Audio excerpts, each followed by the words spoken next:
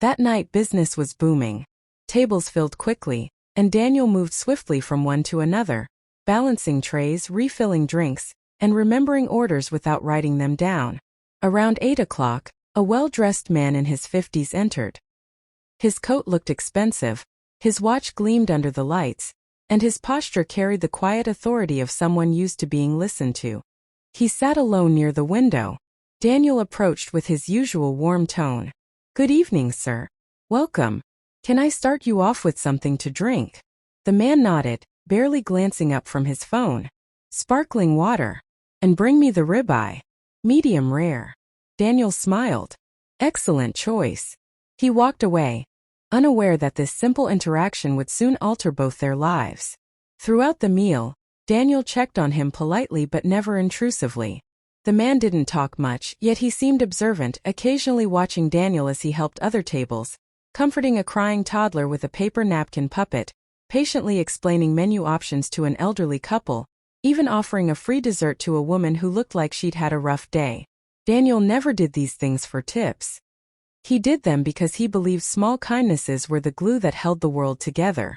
When the man finished eating, he placed cash on the table, stood, and left quietly. The dinner rush continued, and Daniel didn't think about him again, until 20 minutes later, when he wiped down the table and noticed something tucked beside the chair leg. It was a thick leather wallet. He picked it up, surprised by its weight.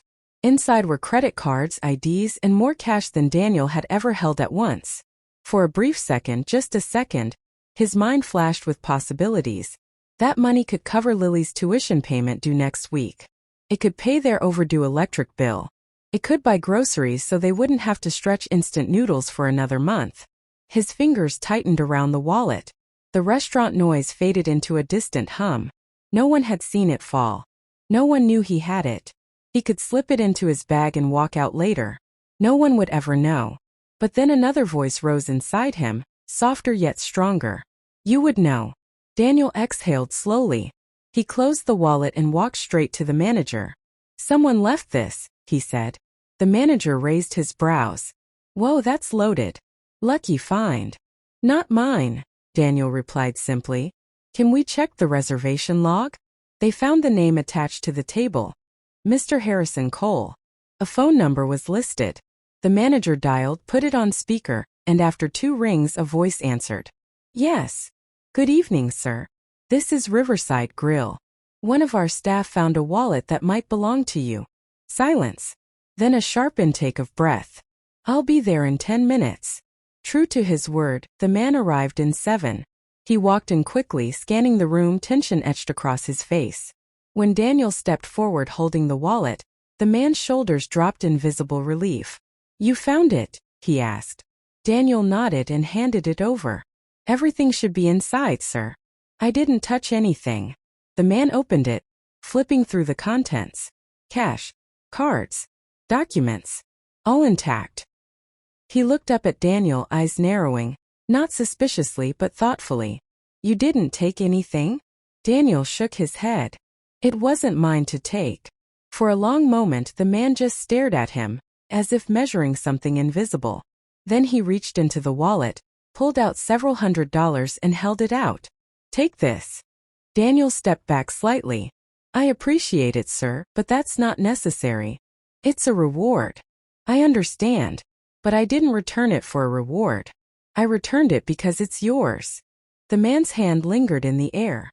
Something shifted in his expression, surprise, maybe even respect. Slowly he put the money back. "What's your name?" "Daniel." "Well, Daniel," he said, slipping the wallet into his coat. "People like you are rare." Daniel smiled modestly. "My mother used to say honesty is free, but it's worth more than gold." The man studied him a second longer, then nodded once and left. Daniel thought that was the end of it. It wasn't. The next morning, Daniel arrived at his diner job at 6 a.m. The sky was still dark and frost clung to parked cars. As he tied his apron, the owner waved him over. "There's someone here asking for you." Daniel turned and froze. It was the same man from the night before. He stood near the counter, dressed sharply as before, holding a folder. He didn't look angry or impatient. He looked purposeful. "Mr. Cole." Daniel said, confused. Good morning, Daniel. Mind if we talk? They sat in a booth. The diner owner pretended to wipe nearby tables while obviously eavesdropping. Mr. Cole placed the folder on the table. I own a logistics company, he began. Last night, that wallet didn't just contain money. It had contracts worth millions. If it had been lost, it would have cost me more than you can imagine.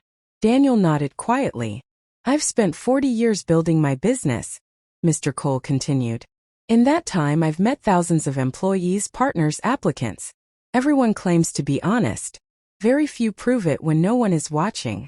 Last night you did. Daniel shifted awkwardly. I just did what anyone should do. Mr. Cole gave a faint smile. No, Daniel. You did what most people should do. But most don't. He slid the folder toward him. Open it.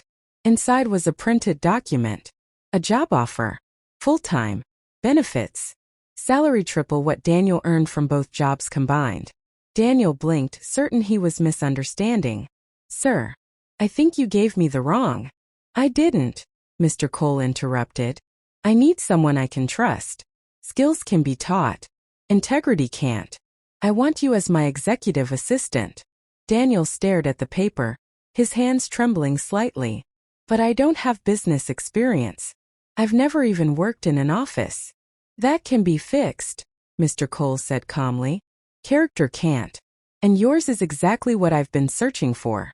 Daniel swallowed hard. Why me? Mr. Cole leaned back. Because when you had every reason to keep that money, you didn't. Silence filled the booth. The diner's coffee machine hissed softly in the background. Daniel thought of Lily. Of overdue bills. Of nights he'd gone to bed hungry so she could eat. His eyes stung unexpectedly. This is real, he whispered. It is, Mr. Cole said. But I'll understand if you say no.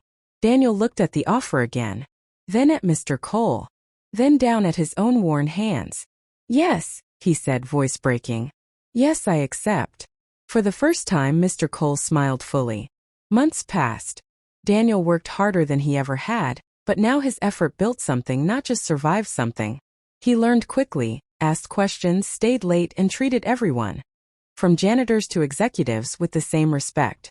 People began to notice. Promotions came. His confidence grew. Lily finished nursing school without worrying about tuition. Their apartment filled with laughter instead of stress.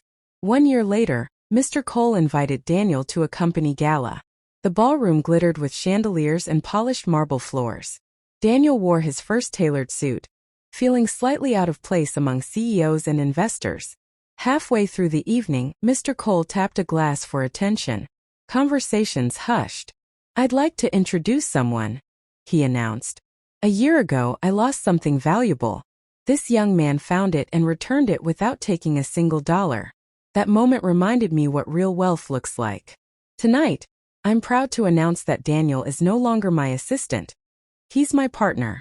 Gasps rippled through the crowd. Daniel's heart pounded.